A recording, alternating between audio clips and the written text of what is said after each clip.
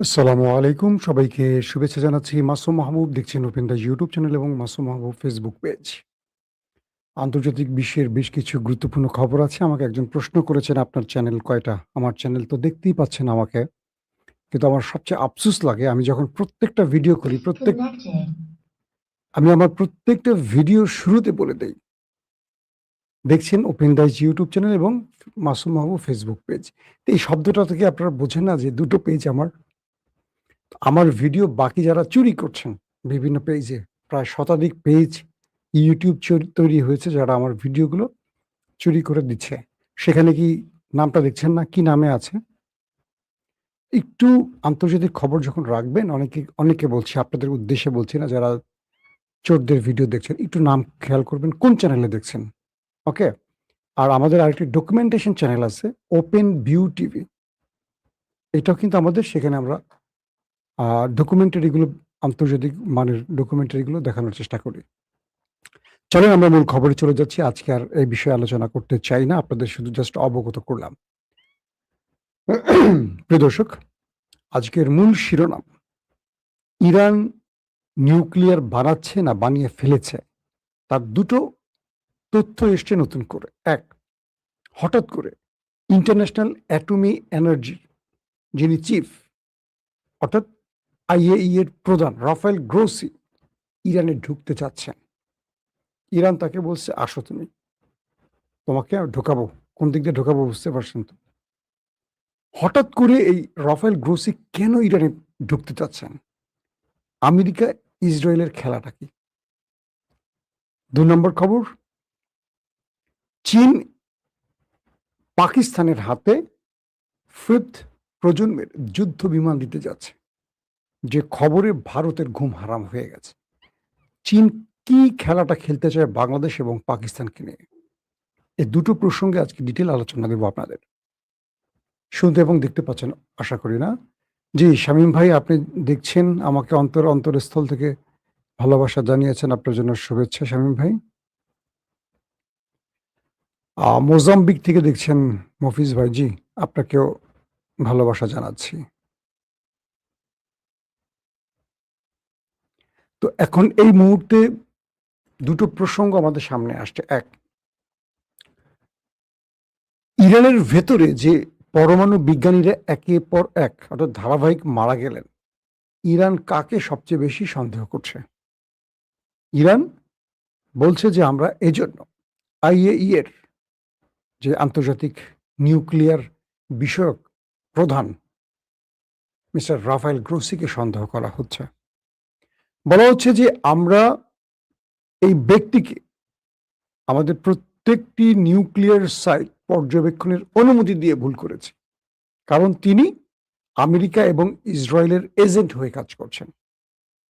কোথায় কি আছে, কোন পরমাণু বিজ্ঞানীরা এই কাজগুলো করছেন, পুরো তথ্য ডাটা তিনি এখানে এসে আমাদের সাইট ভিজিট করে সংগ্রহ করেছেন এবং ধারণা করা হচ্ছে উনি কোনো বিশেষ চিপ নিউক্লিয়ার সাইডে বসিয়ে রেখে আমেরিকা এবং ইসরায়েলকে আক্রমণে সহযোগিতা করেছেন। এ পর্যন্ত ইরান কোনো নিউক্লিয়ার বোমা না বানালেও কেবল এই পরমাণু বিজ্ঞানী তারা কয়েক ডজনকে হারিয়েছেন এবং তাদের প্রত্যেকের ডাটা সবকিছু আমেরিকা ইসরায়েল এত নিখুঁতভাবে পায় কি করে? তো এ থেকে ইরান বলছে যে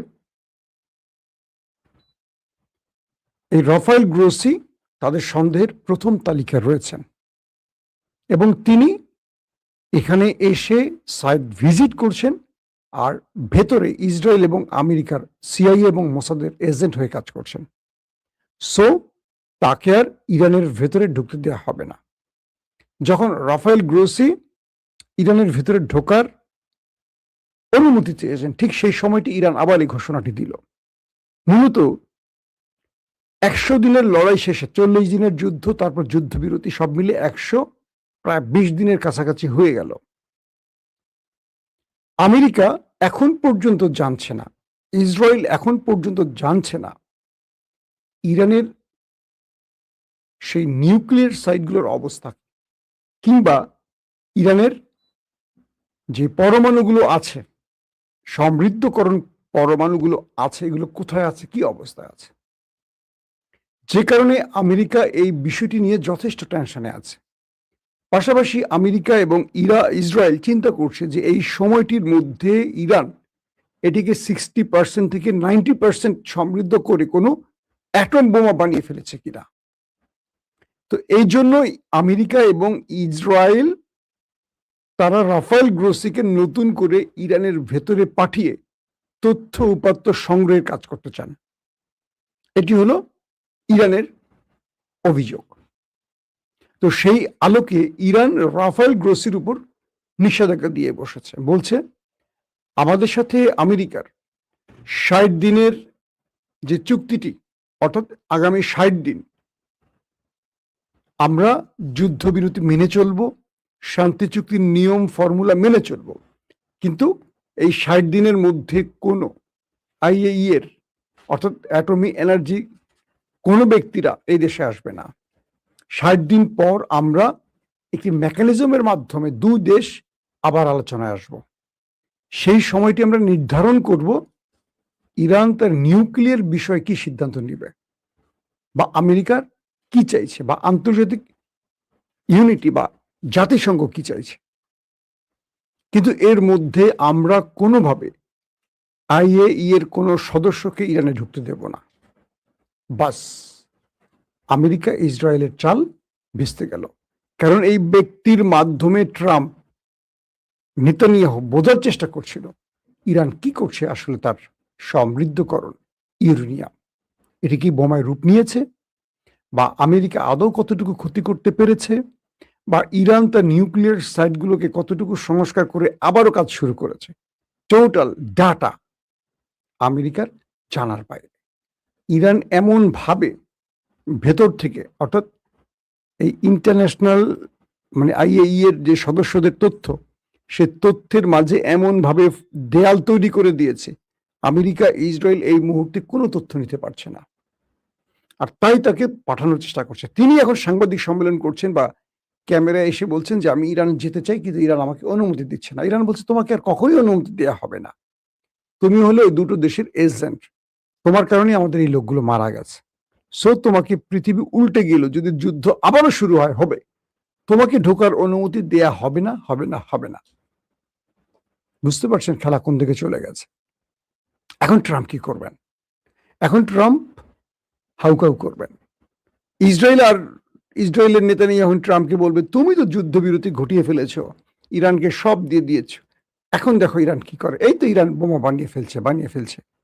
প্রশ্ন হলো, রাফায়েল গ্রোসি কখনো ইসরায়েলকে প্রশ্ন করেছে তোমার কাছে ডিমোনাতে যে 90টি অ্যাটম বোমা রয়েছে, নিউক্লিয়ার বোমা রয়েছে, তুমি এটা স্বীকার করছো না কেন? অথবা এই অ্যাটমিক এনার্জি এই সংস্থাটি কখনো ইসরায়েলকে প্রশ্ন করেছে তোমার কাছে কি আদৌ নিউক্লিয়ার আছে কি নেই? যদি থাকে তুমি স্বীকার করছো না কেন? তুমি কোন নিয়ম এটি বানিয়েছো? যদি না থাকে তাহলে ডিমোনাতে কি আছে? 90টি যে নিউক্লিয়ার বোমা আছে বলে বিভিন্ন গণমাধ্যমে আসে, এগুলো কোথায়? এই বিষয়ে রাফায়েল গ্রোসি কখনো ইসরায়েলকে প্রশ্ন করেছে? করেনি। তাদের সকল চিন্তা চেতনা ইরানকে ঘিরে। অথচ ইরান এখন পর্যন্ত, বা আমেরিকা এখন পর্যন্ত, বা এই রাফায়েল গ্রোসিরা এখন পর্যন্ত প্রমাণ করতে পারেনি ইরানের কাছে নিউক্লিয়ার আছে কি নেই। তবে তাদের এখন মূল ভয়টা এই সময়ের মধ্যে ইরান সেই সমৃদ্ধকরণ ইউরেনিয়াম দিয়ে কোনো অ্যাটম বোমা বানিয়েছে কিনা। তার মানে আমেরিকা এবং ইসরায়েলকে তাদের চালে ভেস্তে দিয়েছে। এখন ইরান তাদেরকে আর ঢুকতে দেবে না। আজকের আরেকটা গুরুত্বপূর্ণ খবর আপনারা হয়তো পেয়েছেন, আমার চ্যানেলে আমি বিকেল 6:30 দিয়েছি। ইরান এবং আমেরিকার মধ্যে আবার লড়াই হয়েছে। যারা দেখেননি 6:30 ভিডিওটা একবার দেখে নেবেন। ইরানের সিরিকে অ্যাটাক করেছে, অর্থাৎ হরমুজে একটি জাহাজে আক্রমণ হয়েছে। আমেরিকার দাবি এটি ইরান ড্রোন অ্যাটাক করেছে। এর পরপরই ইরানের সিরিকে তাদের রাডার সিস্টেম এবং কয়েকটি ড্রোন ইনস্টলেশনে অ্যাটাক করেছে আমেরিকার যুদ্ধবিমান এবং ড্রোন। সঙ্গে সঙ্গে আমেরিকা আবার মধ্যপ্রাচ্যে থাকা মার্কিন ঘাঁটিগুলোকে লক্ষ্য করে সিরিজ মিসাইল এবং ড্রোন অ্যাটাক চালিয়েছে। তার মানে যুদ্ধবিরতি শান্তি চুক্তি হওয়ার পরও দুই দেশ একে অপরের উপর টার্গেট করে হিট করেছে। পরবর্তী কাতারের মধ্যস্থতায় আপাতত থেমে গেছে খেলা। খেলা আবার শুরু হতে পারে যে কোনো সময়। এটা পুরো ডিটেল খবরটা পাবেন 6:30টার খবরে। আসেন এবার দুর্দান্ত একটি খবরে। বর্তমানে সম্প্রতি বাংলাদেশের প্রধানমন্ত্রী তারেক রহমান সফর করলেন চীনে। ভারতীয় গণমাধ্যমের মাথা নষ্ট হয়ে গেছে। আমার পার্সোনালি পরিচিত প্রায় খুব বড় মাপের সাংবাদিক, এনডিটিভির সহ আরো কয়েকটা ইংলিশ গণমাধ্যম এবং এনডিটিভির আমার খুব বন্ধুরা যারা আমরা একসাথে লন্ডনে কাজ করেছি, আমাকে নক দিয়েছিল কিছু তথ্য জানার জন্য যে তারেক রহমান চীন সফর করছেন, তার আসলে মূল উদ্দেশ্য কি। তার মানে ভারতের খুব জানতে চাওয়া। প্রথম অর্থাৎ তারেক রহমান ক্ষমতায় বসে তার প্রথম বিদেশ সফর হলো চীন, বুঝছেন। এটি নিয়ে তাদের ঘুম হারাম। তারেক রহমান কি কি চুক্তি করতে যাচ্ছে, কি কি করবে না করবে, টোটাল বিষয়গুলো এটা নিয়ে আমি আলাদা একটা পর্ব করব, তারেক রহমানের চীন সফর নিয়ে। আমরা সেই বিষয়টি আপাতত রাখি। আসেন কয়েকটা গুরুত্বপূর্ণ খবর দিচ্ছি। পাকিস্তানের সাথে চীনের একটা চুক্তি হচ্ছে বা হয়ে গেছে, যদিও বলছে যে খসড়া, কিন্তু আমার ধারণা হয়ে গেছে, কারণ এরা আমি পূর্বেই শুনেছি আরো 1-1.5 বছর আগে। চীনের যে পঞ্চম প্রজন্মের যুদ্ধ বিমান স্টিল প্রযুক্তির J-35A, অর্থাৎ মার্কিন F-35, তাদের J-35 পঞ্চম প্রজন্মের যুদ্ধ বিমান পাকিস্তানকে 40টি দিচ্ছে চীন। বলা হচ্ছে 2027 মানে আগামী বছর থেকে 2030-35 পর্যন্ত ধারাবাহিক এই পঞ্চম প্রজন্মের যুদ্ধ বিমানগুলো পাকিস্তানকে হস্তান্তর করা হবে। ভারতে এ পর্যন্ত যে আকাশ প্রতিরক্ষা সিস্টেম ব্যবহার করা হয়, রাশিয়ান S-400 সহ আরো কিছু, এগুলো চতুর্থ বা 4.5 প্রজন্মের যুদ্ধ বিমানকে মোটামুটি ইন্টারসেপ্ট করতে পারে। ভারতের কাছে এখনো 5th প্রজন্মের যুদ্ধ বিমান মোকাবেলার প্রতিরক্ষা ব্যবস্থা খুব একটা নেই বলা হয়। হ্যাঁ, এখন S-400 কিন্তু 35কে টার্গেট করতে পারে, কিন্তু কতটুকু সফল হয় তার উপর ডিপেন্ড করে, কারণ এই স্টিলথ প্রযুক্তির যুদ্ধ বিমানটি যে কোনো রাডার ফাঁকি দেওয়ার ওস্তাদ। এরই মধ্যে ইরানে যখন ঢুকেছিল F-35 মার্কিন যুদ্ধ বিমান এই স্টিলথ প্রযুক্তির, এটিকে তাড়া করেছে, দুটাকে বাধ্যতামূলক অবতরণ করিয়েছে, একটাকে ধ্বংস করেছে, ইরান দাবিও করেছে। তার মানে ইরানের যে রাডার ব্যবস্থা ফাঁকি দিয়ে আমেরিকা ঢুকেছিল এই স্টিলথ প্রযুক্তির যুদ্ধ বিমান নিয়ে, সেটাকে ইরান ঘায়েল করার চেষ্টা করেছে, অনেকটা সফল হয়েছে, তাই তো। তো ইরান, তাহলে প্রশ্ন আসে যে ইরানের কাছে এই প্রতিরক্ষা ব্যবস্থাটি কোত্থেকে আসছে। অনেকে বলছে এটি চীন থেকে আসতে পারে বা চীনের কোন সংস্করণ ইরানের কাছে পৌঁছেছে।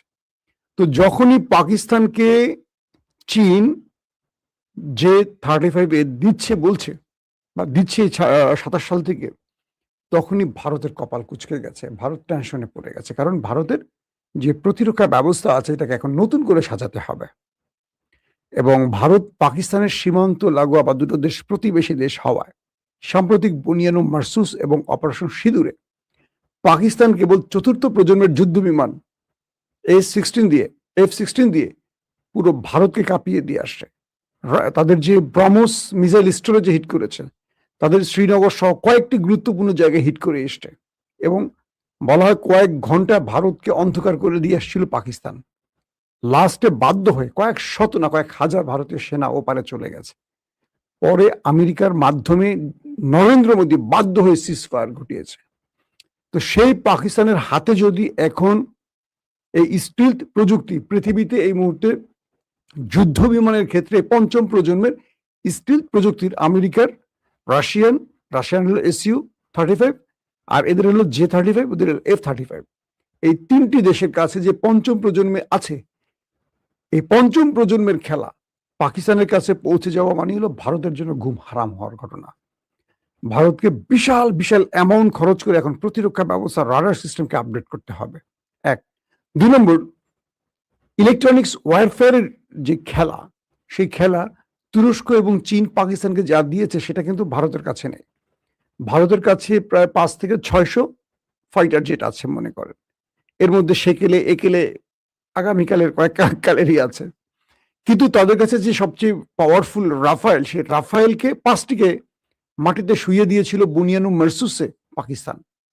তো সবকিছু মিলে আকাশ যুদ্ধে পাকিস্তান বরাবরই ভারতকে বিট করছে। এর আগে অভিনন্দনকেও শুইয়ে দিয়ে চাখা হয়েছিল, মনে আছে আপনাদের? তো ভারত যতই বলুক তাদের কাছে রাফায়েল আছে, এটা আছে, ওটা আছে, কিন্তু পাকিস্তান তার যুদ্ধ বিমানের খেলায়, আকাশের খেলায় ভারতকে বারবারই টেক্কা দিচ্ছে। তো সেই পাকিস্তান, এখন পাকিস্তানের সেই পাইলটরা এই মুহূর্তে চীনে নাকি তারা কি বলে J-35 যুদ্ধ বিমানের ট্রেনিং নিচ্ছে চীনে। অর্থাৎ চীন তাদেরকে যে যুদ্ধ বিমানগুলো দেবে, এটা পরিচালনার জন্য পাকিস্তানের একটা চৌখুশ পাইলট গ্রুপ যারা যুদ্ধ বিমান চালাচ্ছেন তাদেরকে চীনে পাঠিয়ে ট্রেনিং দেওয়া হচ্ছে। পাকিস্তান তারা বাংলাদেশকে J-10C দিচ্ছে, কথা চলছে। পাশাপাশি 17 থান্ডার, যেটা পাকিস্তান এবং চীন নির্মিত, এগুলো দেওয়ার কথা চলছে।